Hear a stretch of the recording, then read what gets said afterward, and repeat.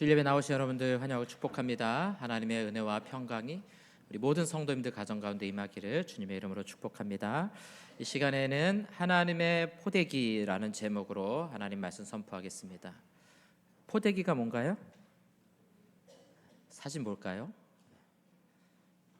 이게 포대기죠. 가운데 있는 아기는 우리 안병준 집사님 가정의 소희. 우리 한 명 더 있어요. 윤이라고 또 한 명 더 있는데 가장 아기들인데요. 포대기는 원래 아기를 싸는 이불을 말해요. 이렇게 우리가 업을 수 있도록 하는 거는 원래 천애라고 부른다고 하더라고요. 근데 이제 그냥 혼용해서 씁니다.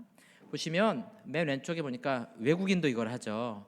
원래 제일 오른쪽에 있는 이 전통 우리 한국식 포대기, 이거 일해야 돼서 이렇게 뒤로 매는 거죠, 그렇죠? 이렇게 엄마들 애기 키울 때 일을 해야 되니까 앞으로 안을 수 없어서 뒤로 엎는 게 포대기 기능이고요. 영어로도 포대기가 등록돼 있답니다. 이제 외국에서도 이렇게 쓴다고 해요. 네, 그림 됐습니다. 여러분, 오늘 제목이 하나님의 포대기인데 그 하나님도 포대기가 있으신가요? 이 질문에 대한 답을 오늘 우리가 말씀을 통해 한번 살펴보려고 하는 겁니다. 1절 말씀에 한번 보니까요, 벨은 엎드러졌고 느보는 구부러졌도다, 이렇게 시작하죠. 벨은 바벨론의 최고의 신을 말해요. 시대마다 이 벨의 자리를 차지하는 신들이 좀 바뀌었는데요, 이사야 당시에는 마르뚝, 말뚝 이렇게 부르는 신이 벨의 자리를 차지하고요, 느보는 그의 아들을 말합니다. 그러니까 최고의 주신 그리고 그의 아들 신이 어떻게 됐다는 겁니까? 엎드러지고 구부러졌다. 이 우리로 치면 완전히 엎어졌다 이런 뜻이거든요. 근데 이게 엎어지다 엎드리다는 뜻도 있는데요, 이게 동시에 이게 예배하다 경배하다는 뜻이에요. 그러니까 우리가 예배하는 건 뭐예요? 하나님 앞에 엎드리는, 완전히 엎어지는, 이게 이제 예배하다 이런 뜻입니다. 자, 이 의미를 우리가 어디서 봐야 되냐면요, 사무엘상 5장에 가면 하나님의 궤를 빼앗기는 장면이 나와요. 엘리 제사장 당시에 이 두 아들이었던 홈니와 비느하스, 블레셋과의 전쟁을 치르는데 전쟁에 집니다. 그래 어떻게 하느냐? 하나님의 궤 가져와라. 궤가 있으면 이길 것이다. 맞습니까? 여러분, 어려운 일 만날 때 주머니 속에서 십자가 딱 꺼내가지고 그럼 이기나요? 좀 괴로울 때 목걸이 십자가 만지면서 이거 부적이에요. 그렇게 생각하는 거예요. 그래가지고 그 전쟁에서 패배합니다. 궤를 빼앗겨요. 그리고 그 자리에서 아들들이 죽고 엘리도 이 소식을 듣고 죽죠. 하나님의 심판이 임한 겁니다. 그러니까 궤를 빼앗았어요. 블레셋 사람들이 이 궤를 어떻게 합니까? 다곤의 신전에 갖다 놓습니다. 왜 그렇게 합니까? 왜 자기들이 믿는 그 우상 신들의 신전에 갖다 놓는 거예요? 그건 뭐냐면 우리의 신인 다곤 신이 너희의 신인 여호와 하나님보다 강하다 이거예요. 여호와 하나님도 우리 다곤 신에게 경배하라, 그 이야기예요. 그래서 신전에 갖다 놓은 겁니다. 하나님이 이걸 가만히 두실 리가 있습니까? 가만 두시지 않으시죠. 다곤 신이 어떻게 생겼나 한번 볼까요? 그림 보여주실까요? 이게 다곤 신입니다. 인어 공주가 아니라 인어 아저씨 같죠? 잘 보시면 이렇게 생긴 신인데요, 그 다음날 일어나 보니까 이 다곤 신이요 엎어져 있는 겁니다. 무슨 말이에요? 여호와 하나님 왜 약하니? 다곤 신이야말로 여호와 하나님 앞에 엎어지는, 엎드려지는, 경배해야 될 대상 아니냐 이거예요. 그래서 블레셋 사람들이 어떻게 합니까? 다곤 신을 일으켜 세웁니다. 이 조롱하는 의미예요. 얼마나 신이 힘이 없으면 사람들이 이렇게 세워야 됩니까? 이거 오늘 이제 이사야가 하는 말씀하고 똑같아요. 그 다음 날 다시 어떻게 돼요? 다시 엎어져요. 근데 그냥 엎어지지 않죠. 엎어졌는데 목이 잘리고 두 손목이 끊어지고. 여러분 읽으면서 왜 발목은 안 끊어졌나 이렇게 생각하시잖아요. 발목이 없어요. 물고기예요. 이해가 되시죠? 그림 됐습니다. 엎드린 정도가 아니라 목이 잘려나가고 손목이 잘려나가서 문지방이 있다는 건 뭐냐면은 내가 이 다곤 신을 심판했다. 다곤 신은 자기 스스로 일어나지도 못하는 신이에요. 그러나 여호와 하나님은 그런 하나님이 아니라는 겁니다. 그래서 이 법궤가 돌아올 때 블레셋 사람들이 어떻게 합니까? 세술해 암소에게 실어서 이 궤를 베스메스로 보내잖아요. 그때 이 소가 똑바로 가는가? 아니면 울면서 똑바로 가는지 아니면 좌우로 치우쳐 갈지 돌이켜보고 안 갈지 어떻게 합니까? 똑바로 가요. 이건 무슨 의미냐면은 나 여호와는 너희들이 이리로 끌어가고 저리로 끌어가는 신이 아니다. 너희가 빼앗겼지만 너희가 다시 나를 그냥 찾아온다고 찾아지는 게 아니다. 나는 스스로 있는 여호와, 내가 가고 싶으면 가는 것이고 멈추고 싶으면 멈추는 것이다. 저 말도 안 되는 우상신 다곤하고 나를 비교하지 말아라. 그 말씀이에요. 그래서 소가 좌우로 치우치지 않고 똑바로 가는 겁니다, 여러분. 오늘 1절 말씀 다시 한번 보여주시면요. 그들의 우상들은 짐승과 가축에게 실렸으니 그들이 믿는 신은요 짐승에게 실려가는 신들이에요. 너희가 떠매고 다니던, 떠매는 게 뭐예요? 이거 짊어지고, 아까 우리 포대기 보셨죠? 사람이 벨과 느보 신들을 어깨에 메고 업고서 가는 거예요. 그것들이 피곤한 짐승의 무거운 짐이 되었도다. 여러분, 유다 백성들에게 말하는 거죠. 그렇게 강하다고 생각하는 바벨론, 그들의 신들은 얼마나 허망하니? 우리가 메고 다녀야 되고, 넘어지면 이렇게 세워야 되고, 무너지면 보수해야 되고, 색이 바랬으면 칠해줘야 되고. 지난 주간에 교육자 설악산으로 1박 2일 다녀왔는데요. 그 설악산에 케이블카를 쭉 타고 올라가다 보면 밑에 그 신흥사라는 절이 보여요. 옛날에 이제 우리 다 돈 내고 들어갔잖아요. 거기에 아주 큰 불상이 있어요. 근데 이번에 이렇게 보니까 한 10년 전, 20년 전에 갔을 때하고 색깔이 많이 달라졌더라고요. 좀 거무튀튀한 색이 됐더라고요. 그거 어떻게 됩니까? 나중에 칠하겠죠. 여러분, 이게 세상의 우상과 신들이에요. 사람이 칠해주고 보수하지 않으면 제대로 서 있지도 못하는 게 그게 세상의 헛된 신들이라는 거예요. 그래서 여러분, 하나님께서 제2계명에 형상을 만들지 말라, 신상을 만들지 말라 그렇게 말씀하는 거예요. 우리도 만약에 여호와 하나님의 상을 만들었으면요 그럴 거예요. 아유, 우리 하나님 색깔이 많이 변하셨네, 칠해드리겠습니다. 넘어지면요 우리 하나님이 많이 다치셨네, 우리가 일으켜드리겠습니다. 그거 하지 말라고 신상 만들지 말라는 거예요. 예배 태도를 말하는 겁니다. 내가 하나님을 좌지우지하지 못하도록 하나님의 신상 못 만들게 하는 거예요. 우리가 하나님 앞에 엎드려야지. 어디 하나님이 나보고 엎드리라고 할 수 있어요? 내가 내 마음대로 하나님을 일으켜 세우기도 하고 돌려보내기도 하고 그럴 수 없다는 거예요, 우리 하나님을. 여러분, 이 세상의 종교가 그렇습니다. 우리 힘들게 하고 피곤하게 하고 내가 내 마음대로 조종할 수 있는 게 세상의 신들이에요. 오늘 하나님 말씀하시는 게 그겁니다. 여러분, 이 세상의 다른 종교들의 구원은 얼마나 힘듭니까? 열심히 노력해야 되고 고단하고 피곤해요. 저 무당들 찾아가 보세요. 막 엄청 혼내잖아요. 길을 딱 잡아놓는 거죠. 그러고서 뭐 돈 가져오라 그러고 이거 하라 그러고 저거 못하게 하고.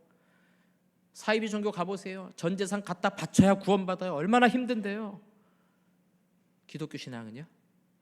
여러분, 기독교처럼 편하고 쉬운 게 없습니다. 여러분, 우리 구원을 위해서 우리 한 게 뭐가 있습니까? 아무것도 없어요. 내가 믿었다고 생각하는 거는요 내 공로가 아니에요. 여러분, 기독교 신앙은요 철저하게 하나님의 자유예요. 우리에게 주신 이 자유, 갈라디아서가 강조하잖아요. 우린 예수님 믿고 무엇이든 할 수 있는, 그렇다 무엇이든 하진 않습니다. 그러나 우리에게 완전한 자유를 주신 것이 우리 기독교 신앙입니다. 자, 우리 조금 뒤에 살펴보고요. 그러면 하나님은 우리 어떻게 하시는가? 이 바벨론의 이방 종교들은 내가 그 신들을 떠매고 다녀야 돼요. 업고 다녀야 돼요. 하나님은 어떻게 하시는가? 오늘 3절과 4절에 보니까 어떤 이미지인지 한번 여러분 잘 찾아보시기 바랍니다. 우리 3절 4절 같이 한번 보면서 읽어보겠습니다. 야곱의 집이여, 이스라엘 집에 남은 모든 자여, 내게 태에서 나무로부터 내게 업힌 너희여, 너희가 노년에 이르기까지 내가 그리하겠고 백발이 되기까지 내가 너희를 품을 것이라. 내가 지었은즉 내가 업을 것이요 내가 품고 구하여 내리라. 자, 여러분, 이 노란 글씨 한번 보세요. 배에서 태어날 때 어떻게 했다는 거예요? 안겼고. 유다와 이스라엘 향해 말하는 거예요. 내가 너희들 태어날 때부터 안았다, 내게 업혔다. 이방 신들은 너희가 업어야 되지만 너희는 아니야. 나는 너희를 오히려 업었어. 4절에 보니까요, 노년에 이르기까지, 백발이 되기까지. 여러분, 이렇게 아이 없는 것도요 한 3살 4살 가면 그 다음부터는 안 업어줘요. 그런데 하나님 어떻게 했다는 거예요? 너희가 노년이 되어도, 너희가 백발이 되어도 내가 업어줄 거야. 내가 너희를 품을 거야. 품는다는 것이 앞으로 안는다는 거거든요.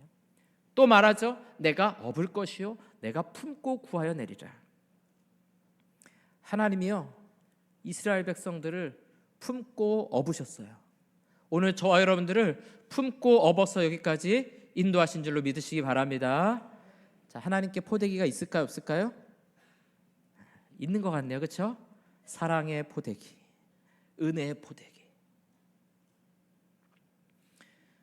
이스라엘을 어떻게 구원하셨어요? 애굽 땅에서 하나님이 건지셨습니다. 바로가 하나님 말 안 들어요. 바로를 치셨죠. 내 백성 건드린 자 내가 가만두지 않겠다. 그리고 나옵니다. 앞에 홍해 바다가 가로막혀 있습니다. 어떻게 건너갑니까? 배달이 나야 되죠. 물을 풀 수는 없잖아요. 배 타고 가야 되죠. 하나님께서 어떻게 합니까? 물을 동풍으로 말리셔가지고 야 괜찮아, 내가 마른 땅으로 건너가게 해줄게. 건너갔더니요 먹을 게 없습니다. 걱정 말아라. 아침마다 내가 하늘에서 만나를 내려서 너희를 먹여주겠다. 목마릅니다. 걱정하지 마. 반석에서 물이 나올 거야. 여러분 얼마나 좋아요. 아침에 출근 안 해도 되잖아요. 그렇죠? 하나님 먹을 거 없습니다. 아침에 돈이 떨어져 있습니다. 먹을 수 있어요. 목마릅니다. 마실 수 있어요. 고기 먹고 싶습니다. 메추라기 보내줄게. 대적이 나타났습니다. 손만 들어 내가 도와줄게.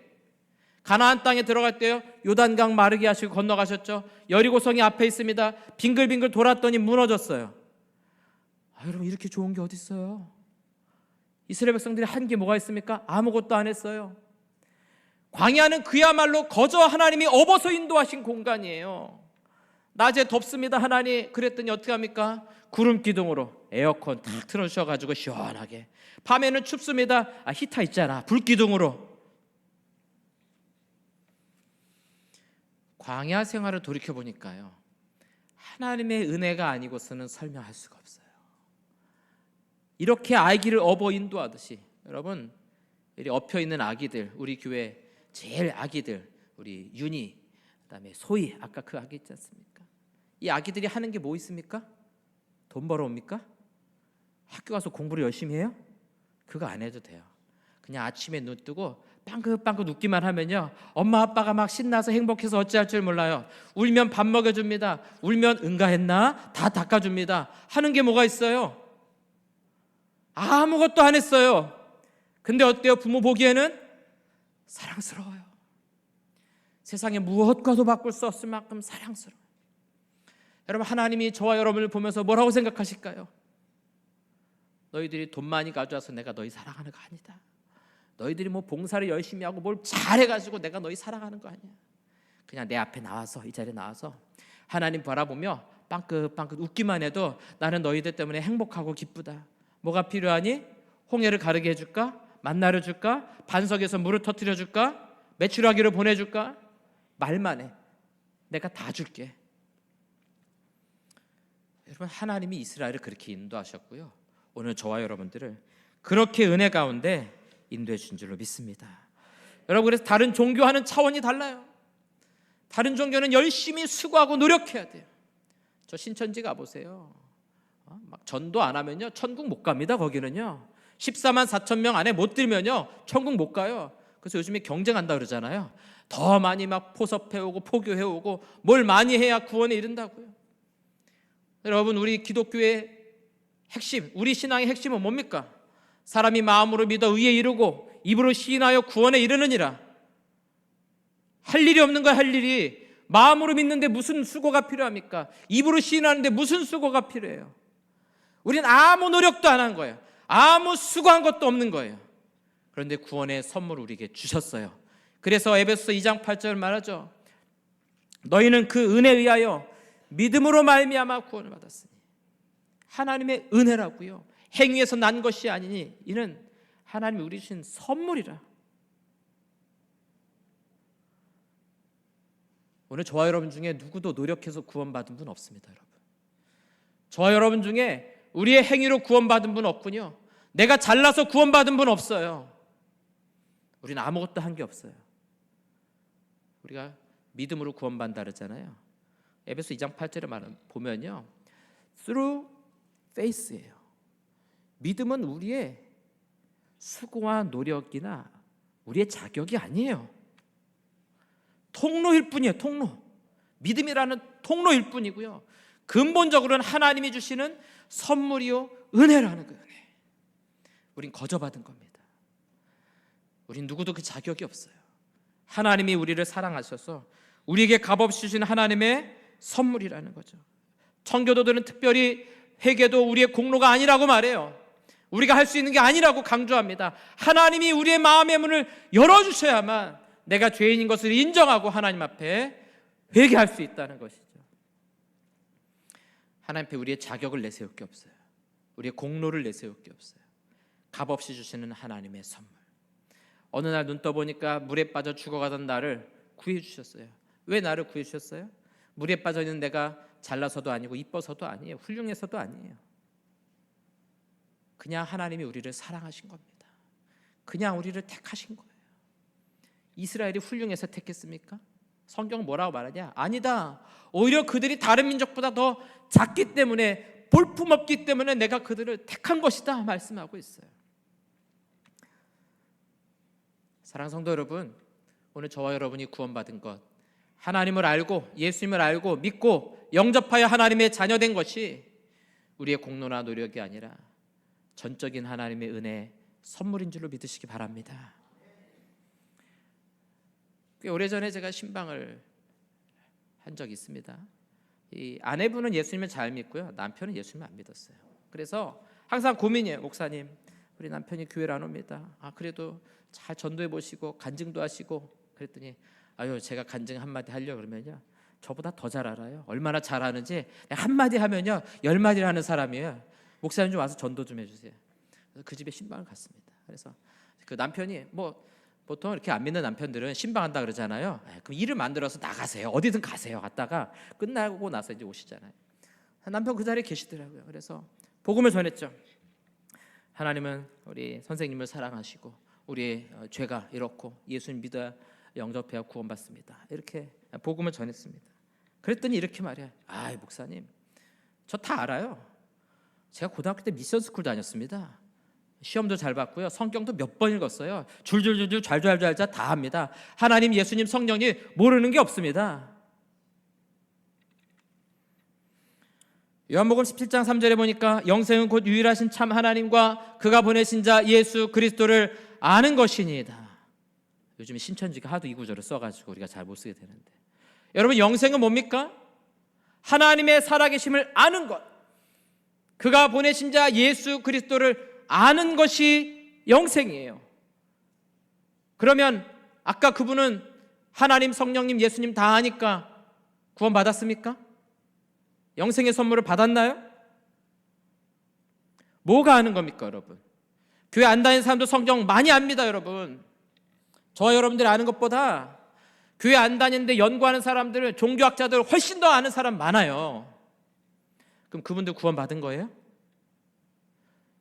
무엇이 아는 겁니까, 여러분? 무엇이? 사진 한번 다시 볼까요? 제가 포대기 검색하니까 이 사진이 나왔어요. 옛날 엄마들은요, 일을 해야 돼요. 우리 한국 사람들 애기도 봐야 돼요. 등에 들쳐 업고 일을 합니다. 여러분, 여기 여러분의 어머니 사진이 나오면 어떠세요? 남의 사진이면 별 감동 없어요. 우리 엄마 사진이면 달라요. 사진 됐습니다.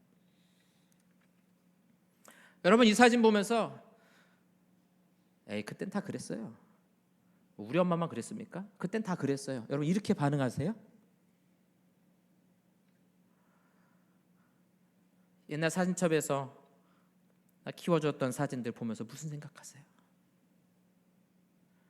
이때 우리 어머니 아버지 젊으셨네.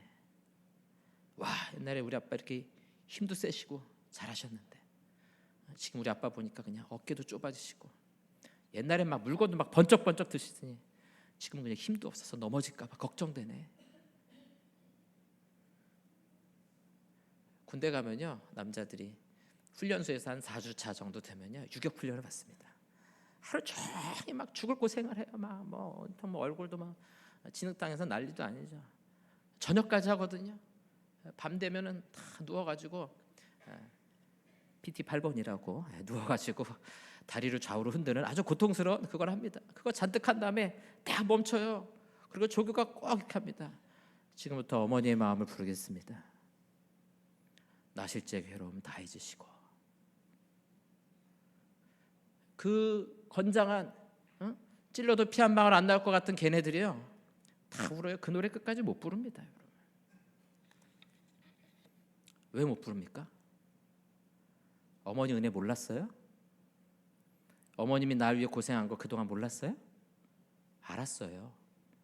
근데 진흙바닥에 누워서 홀로 힘든 싸움 싸우면서 아는 건 다른 거예요, 여러분. 딸들이 그렇게 말 안 듣다가 자기가 아기 낳고 나서 그때야 친정엄마 생각나가지고 전화해가지고 엄마 미안해, 고마워. 그 전에 몰랐어요?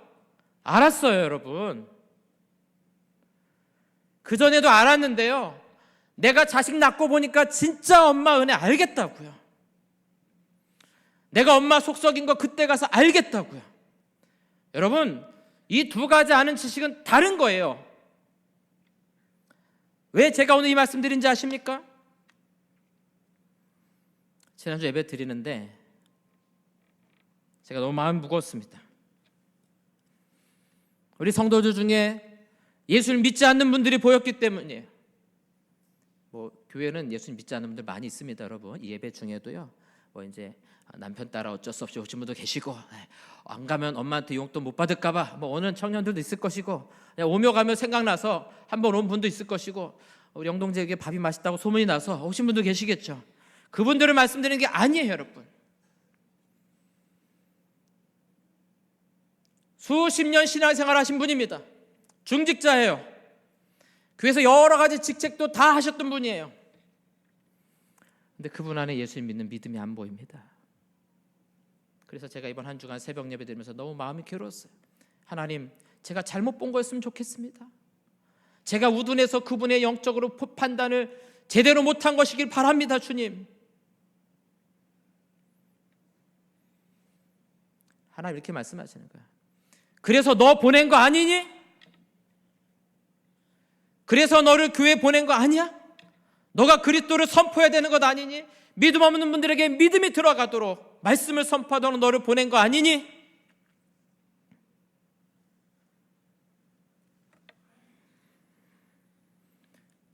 교회 오래 안 다니시거나 세례 안 받으신 분들은 괜찮습니다. 여러분 앞으로 신앙생활 잘 하시면 돼요. 가족들 때문에, 남편 때문에, 아내 때문에, 엄마 아빠 때문에 어쩔 수 없으신 분들 계시면 앞으로 여러분 신앙생활 잘 하시면 됩니다. 그러나 신앙생활 오래 하신 분들, 여러분 교회 생활 오래 한 것이 중요한 것이 아닙니다. 내가 어떤 직분이 있느냐가 중요한 게 아니에요, 여러분. 여러분 정말 예수님 믿으십니까? 정말 내가 비참한 죄인인 것이 인정되고 믿어지세요? 예수님 없이는 구원받을 수 없다는 사실이 믿어지십니까? 나와 같은 죄인 한 사람 구하려고 예수님이 십자가에 죽으신 것이 믿어지세요? 내가 죽어야 되는데 예수님이 죽으셨다는 것이 믿어지십니까? 남의 엄마 얘기면 내가 감동하지 않아요, 여러분. 옆집 엄마가 고생한 이야기는 나에게 감동이 안 돼요. 그러나 내 엄마가 고생한 거는 잊을 수 없는 거고요. 죄송한 마음뿐이고요. 감사한 마음뿐인 거예요. 여러분, 나를 대신해서 예수님이 죽으셨다는 사실이 믿어지지 않는 사람에게는 남의 얘기예요. 남의 얘기. 시시한 얘기일 수 있는 거고요. 나하고 상관없는 얘기예요. 그러나 진짜 나를 위해 예수님 죽으셨다는 것이 믿어지면요, 시시한 얘기일 수 없어요. 복음 듣고 시시하다는 사람은요, 복음을 믿지 않기 때문입니다. 예수님에 대한 말씀을 듣고 시시하다고 생각되는 사람은 예수님 믿지 않기 때문에 그래요. 내가 죄인이라는 사실과 그런 나를 구하기 예수님이 죽으셨다는 사실이 나에게 아무 감동도 없고 감사도 없다면요, 여러분 정말 예수님 믿는 것입니까?